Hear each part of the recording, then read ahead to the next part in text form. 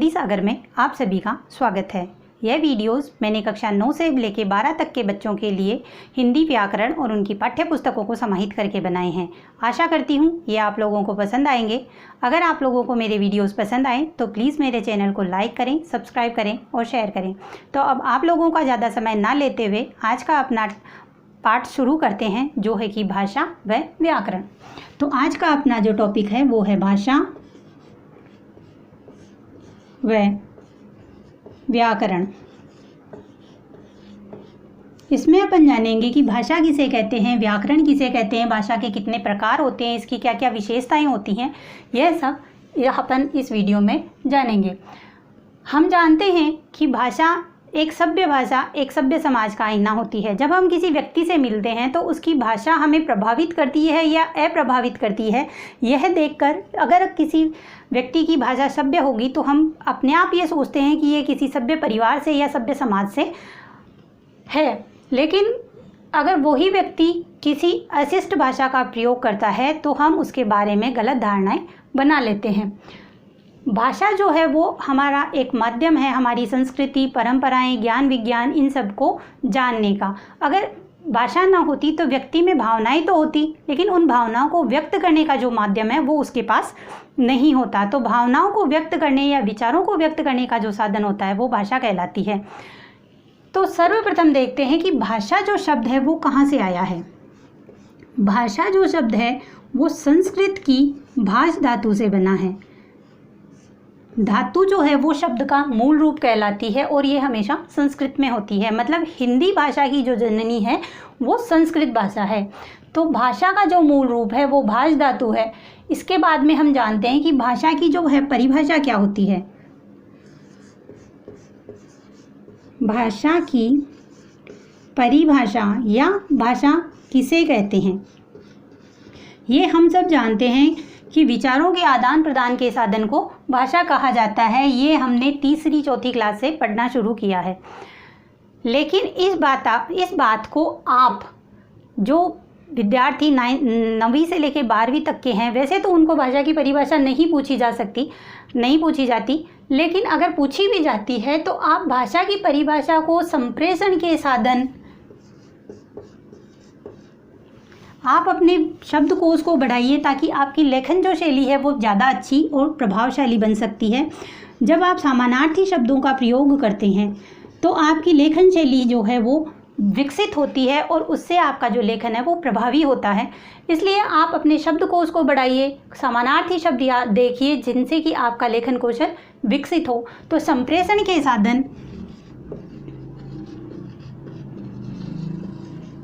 या विचार विनिमय के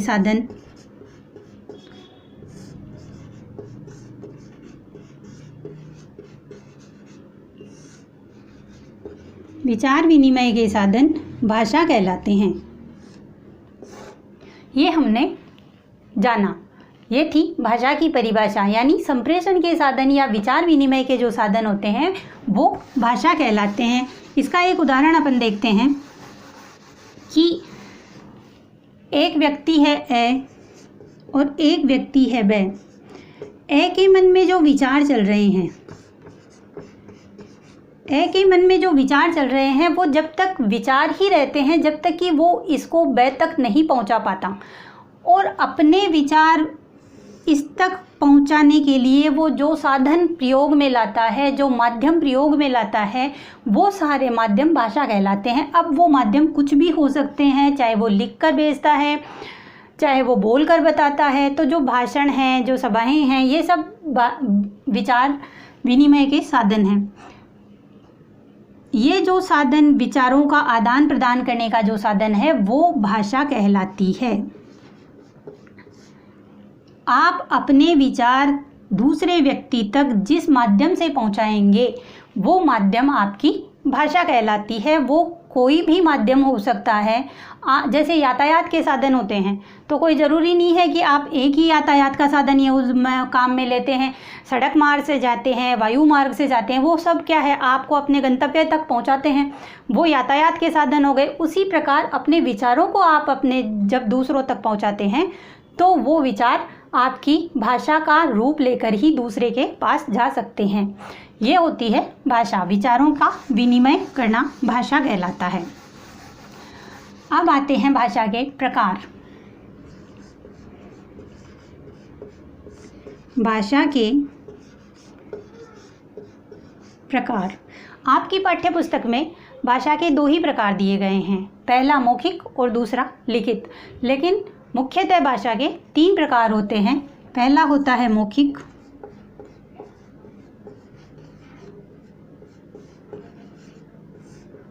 दूसरा होता है लिखित और तीसरा होता है सांकेतिक।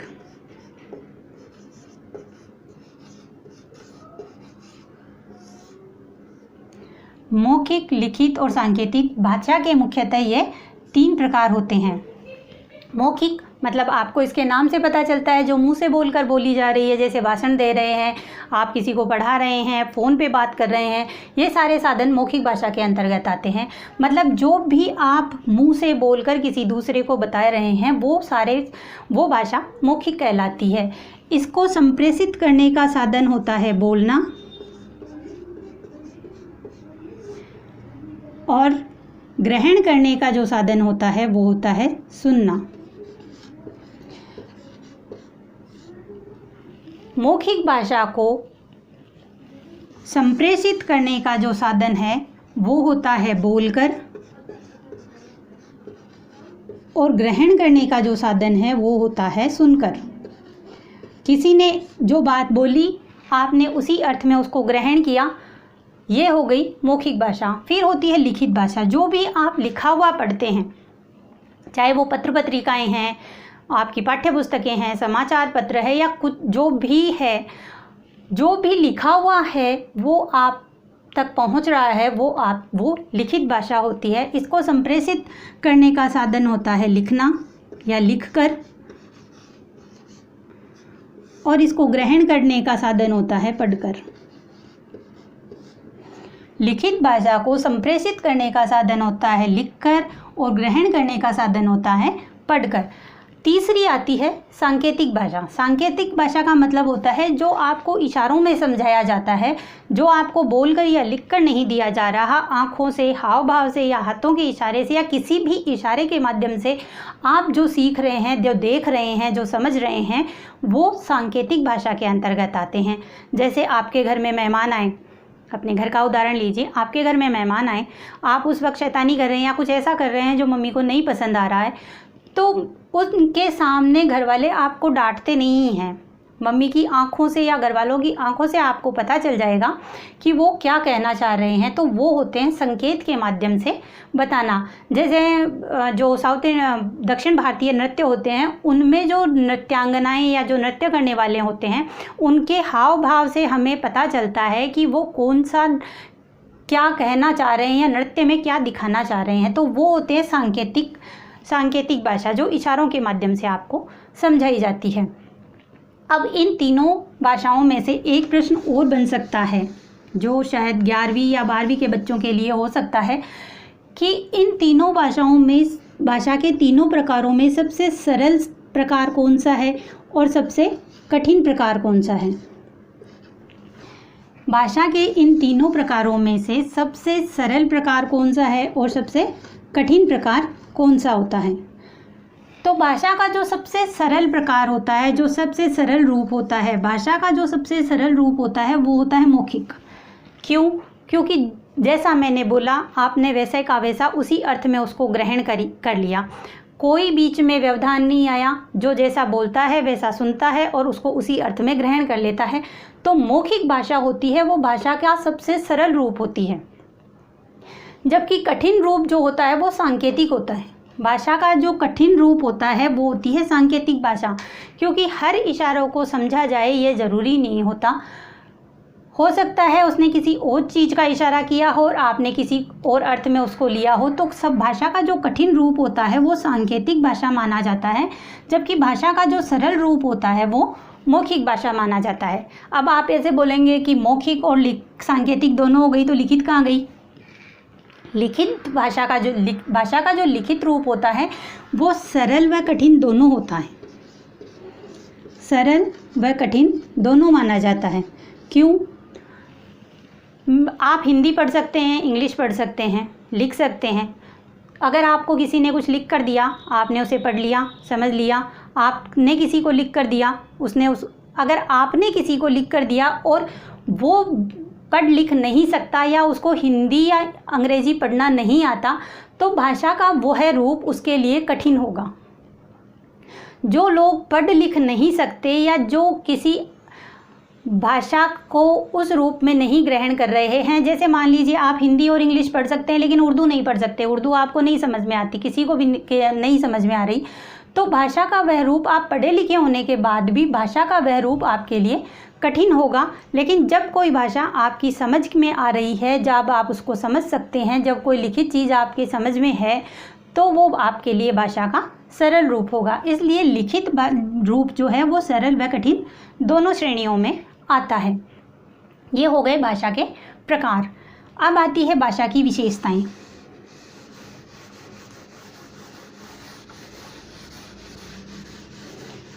भाषा की जो विशेषताएं हैं वैसे बिंदुवार आपकी किताब में या आपकी पाठ्य पुस्तक में नहीं दी गई है, लेकिन फिर भी मैं आपको बताती हूँ कि भाषा जो है उसकी पहली भाषा की जो विशेषताएं हैं,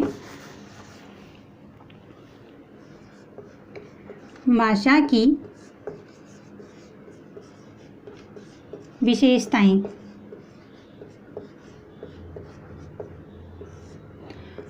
इसमें प्रथम है कि अनुकरण से सीखी जाती है।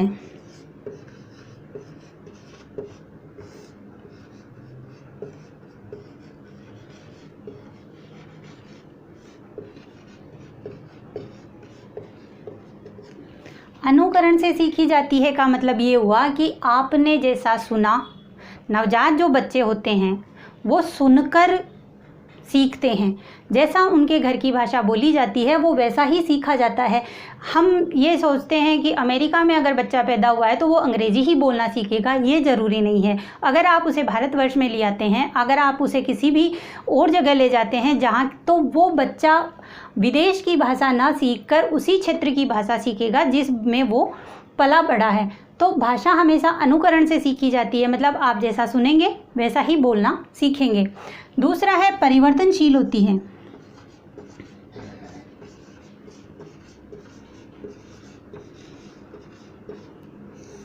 परिवर्तनशील होती है का मतलब होता है कि भाषा में हमेशा बदलाव आते रहते हैं। ऐसा नहीं है कि जो एक बार फिक्स्ड आपने मान लिया उसके बाद में उसमें कोई परिवर्तन नहीं हो सकता, ऐसा नहीं है। हिंदी भाषा जब भारतेंदु हरिश्चंद्र के ज़माने में आप उनकी जो लेखनी पढ़ते हैं, उनकी जो रचनाएं पढ़ते हैं, उनके साथ साथ अगर आज आप आधुनिक कवियों को पढ़ते हैं या आधुनिक लेखकों को पढ़ते हैं तो उनकी भाषा में बहुत अंतर होगा। तो यही अंतर परिवर्तन कहलाता है। भाषा सरल से कठिन से सरल की ओर गमन करती है, तो परिवर्तन जो है वो भाषा में आता रहता है, लेकिन ये परिवर्तन जो है वो धीरे धीरे आता है। ऐसा नहीं है कि एक ही दिन में भाषा बदल जाती है। तो अनुकरण से सीखी जाती है, परिवर्तनशील होती है और कठिन से सरल की ओर चलती है। ये थी कुछ भाषा की विशेषताएं जो शायद आपके पाठ्यक्रम में ना हो, लेकिन फिर भी हम देख लेते हैं। अब होता है भाषा को सीखने का जो क्रम होता है वो। भाषा को सीखने का क्रम।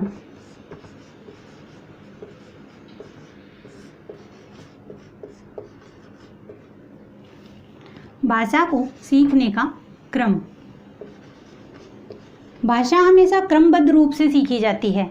जब आप पहले दिन स्कूल गए थे या बच्चा जब नवजात होता है उसी दिन से बोलना पढ़ना लिखना सब सीख थोड़ी जाता है। जब आप पहले दिन स्कूल गए थे या विद्यालय, जब आप पहले दिन आपको स्कूल में भेजा गया था उसी दिन आपने जाते ही पेन पेंसिल पकड़ के और लिखना पढ़ना सब शुरू थोड़ी कर दिया था, ऐसा नहीं होता। भाषा को सीखने का एक क्रम होता है। सबसे पहले होता है भाषा के सीखने के क्रम में सबसे पहले आता है सुनना। सुनने का मतलब बच्चा जैसा देखता है, जैसा सुनता है, वो वैसा ही बोलना सीखता है। और सुनना प्रत्येक व्यक्ति में जन्मजात गुण होता है, इसको आपको विकसित नहीं करना पड़ता। बच्चा जब पैदा होता है तो अपने साथ ये खूबी लेकर आता है, सुनना। जब नवजात शिशु अपने आसपास में अपनी माता से, अपने परिवार से जो जैसा सुनता है उसकी बोलने, फिर वो वैसा बोलने का अनुकरण करता है, उनका अनुकरण करता है और वैसा बोलना सीखता है। तो सुनने के बाद में जो दूसरा क्रम होता है वो होता है बोलना।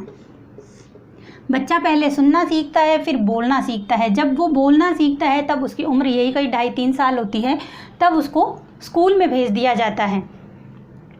विद्यालय में या स्कूल में जाने के बाद में बच्चे का जो होता है उसको उच्चारित करना सिखाया जाता है। ऐसा नहीं है कि उसको पहले ही दिन लिखना सिखाता है, उसको सबसे पहले पढ़ना सिखाते हैं। जैसे मैडम बोलती है कि ये ए है, बोलो ए आ, तो वो ये देखता है कि इस आकृति को ए कहा जाता है, इस आकृति को आ कहा जाता है। वो अपनी अनुकरण की से वो ये सीखता है कि ये ए है, ये आ है, तो फिर उसको पढ़ना आता है। जब इन आकृतियों को वो समझने लग जाता है, सीखने लग जाता है, तो उसको पढ़ना आता है। और उसके बाद जो अगला क्रम है वो होता है लिखना। जब आप पढ़ना सीखेंगे तभी आप लिखना सीखेंगे। ये हमने भी सुना है कि जैसा बोलोगे वैसा ही लिखोगे। जब आप उच्चारित शुद्ध करोगे तो ही लिखोगे शुद्ध, क्योंकि आपको पढ़ना आता है तभी आपको लिखना आएगा। क्योंकि मात्राओं का ज्ञान हमेशा पढ़ने के वक्त किया जाता है, फिर उनको लिखना सिखाया जाता है। तो भाषा को सीखने का जो क्रम होता है वो ये होता है सुनना, बोलना, पढ़ना और लिखना। इसके बाद भाषा, मातृभाषा, राजभाषा व राष्ट्रभाषा।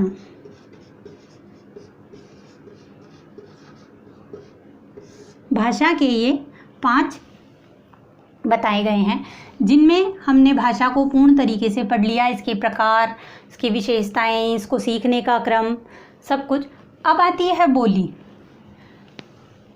भाषा का जो छोटा रूप होता है, भाषा का जो छोटा रूप होता है वो बोली कहलाती है। या अपन इसको ऐसे बोल सकते हैं कि जब कोई बोली अपना क्षेत्र व्यापक कर लेती है तो उसे भाषा का दर्जा दे दिया जाता है। एक भाषा में अनेक बोलियां हो सकती हैं, एक भाषा में अनेक बोलियां हो सकती है। भाषा का जो छोटा रूप है या बोली का जो विस्तृत रूप है वो भाषा कहलाती है। इसके बाद आती है मातृभाषा। मातृभाषा का मतलब होता है कि माँ की जो भाषा है वो आपकी मातृभाषा होता है। मतलब बच्चा जो अपनी परिवार से, अपनी माँ से जो सीखता है, जो भाषा सीखता है, वो उसकी मातृभाषा कहलाती है।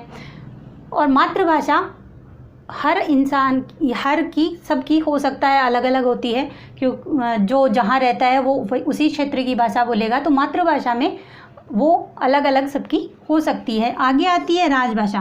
राजभाषा का मतलब होता है कि किसी भी देश या राज्य के, किसी भी देश या राज्य के प्रशासनिक कार्य,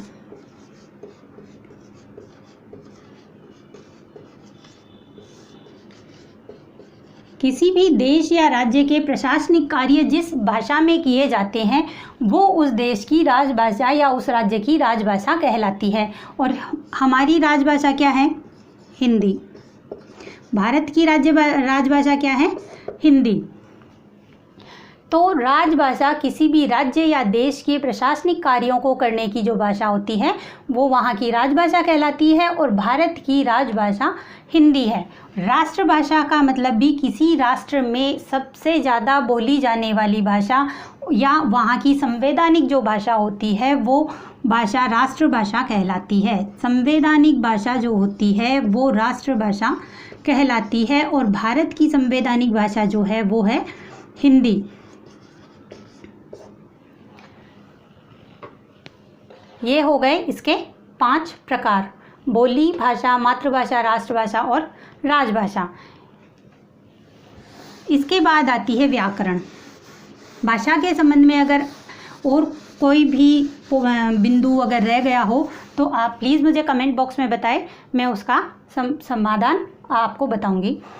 फिर आती है व्याकरण। किसी भी भाषा को शुद्ध रूप से लिखने और पढ़ने के लिए जिस शास्त्र का प्रयोग किया जाता है या जो शास्त्र काम में लिया जाता है वो व्याकरण कहलाती है। भाषा को शुद्ध रूप से लिखने, भाषा को शुद्ध रूप से लिखने व पढ़ने के लिए, भाषा को शुद्ध रूप से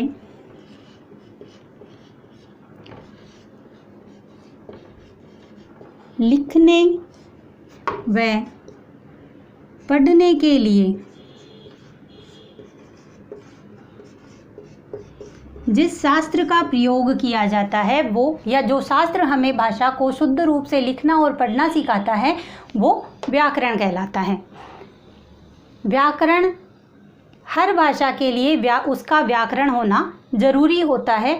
अगर किसी भाषा का व्याकरण नहीं होता तो उस भाषा का शुद्ध या मानक रूप तय नहीं किया जाता। तो किसी भी भाषा का मानक रूप तैयार करने के लिए, भाषा का मानक रूप तैयार करने के लिए व्याकरण की आवश्यकता होती है। और हिंदी भाषा का जो मानक रूप है,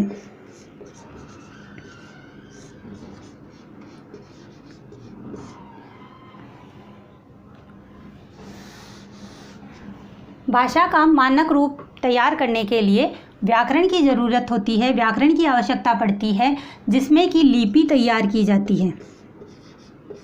भाषा को मानक रूप देने के लिए एक लिपि तैयार की जाती है। अब लिपि क्या होती है वो देखते हैं।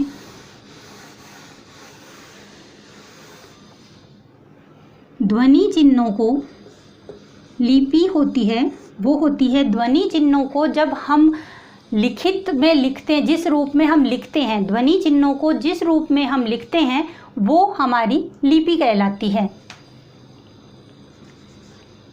ध्वनि चिन्हों को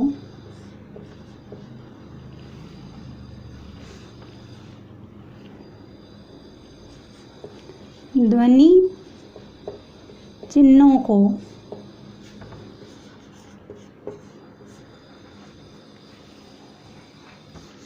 ध्वनि चिन्हों को जिस रूप में लिखा जाता है वो ध्वनि लिपि कहलाती है। और हिंदी की जो लिपि है, हिंदी भाषा की जो लिपि है, हिंदी भाषा की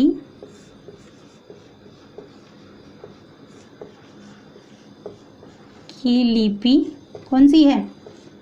हिंदी भाषा की लिपि देवनागरी है। हिंदी भाषा की लिपि जो है वो देवनागरी है। हिंदी भाषा का जो मानक रूप है, जो हिंदी भाषा की जो लिपि तैयार की गई है वो देवनागरी में है। और हिंदी भाषा का जो मानक रूप है वो देवनागरी से लिया गया है, देवनागरी से बनाया गया है। अब ध्वनि चिन्हों को मतलब देवनागरी लिपि में ध्वनि चिन्ह कैसे बनाए गए हैं वो है, जैसे ध्वनि चिन्हों को आप ए को ए ही लिखेंगे, ये भाषा का मानक रूप है। आ को आई ही लिखेंगे, क को कै ही लिखेंगे। अगर आप इसे इनके ध्वनि चिन्हों के हिसाब से लिखेंगे तो ही ये शुद्ध माने जाएंगे।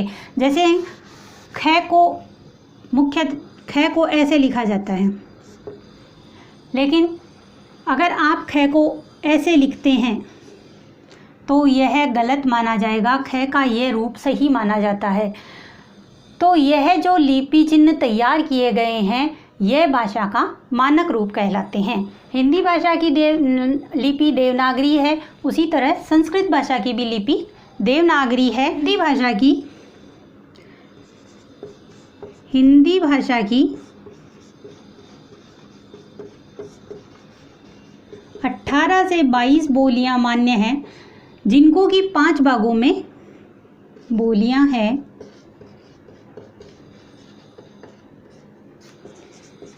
जिन्हें 5 भागों में विभाजित किया गया है। हिंदी भाषा की 18 से 22 बोलियां हैं, जिन्हें कि 5 भागों में विभाजित किया गया है। और हिंदी को हिंदी को 14 सितंबर 1949 को राजभाषा का दर्जा दिया गया।